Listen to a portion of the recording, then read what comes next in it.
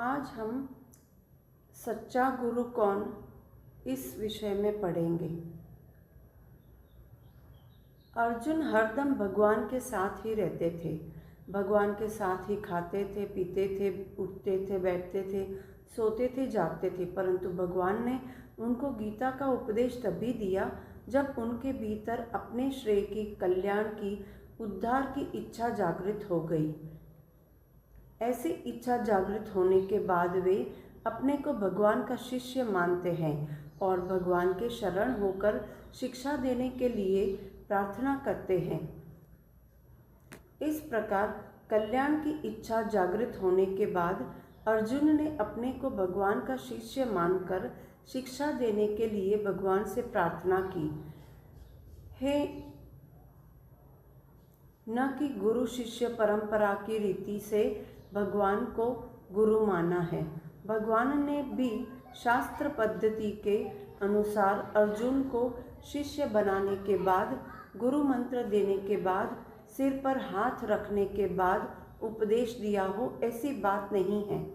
इससे सिद्ध होता है कि परमार्थिक उन्नति में गुरु शिष्य का संबंध जोड़ना आवश्यक नहीं है। प्रत्युत अपनी तीव्र जिज्ञासा, अपने कल्याण की तीव्र लालसा का होना ही अत्यंत आवश्यक है। अपने उद्धार की जोरदार लगन होने से साधक को भगवत कृपा से, संत महात्माओं के वचनों से, शास्त्रों से, ग्रंथों से, किसी घटना परिस्थिति से, किसी वायुमंडल से अपने आप परमार्थिक उन्नति की बातें, साधन सामग्री मिल जाती है और वह उसे ग्रहण कर लेता है। गीता बाह्य विधियों को, बाह्य परिवर्तन को उतना आदर नहीं देती जितना आदर भीतर के भावों को, विवेक को, बोध को, जिज्ञासा को, त्याग को देती है। यदि गीता बाह्य विधियों को, परिवर्तन को, गुरु शिष्य के संबंध को ही आदर देती तो वह सब संप्रदायों के लिए उपयोगी तथा आदरणीय नहीं होती। अर्थात गीता जिस संप्रदाय की विधियों का वर्णन करती वह उसी संप्रदाय की मानी जाती।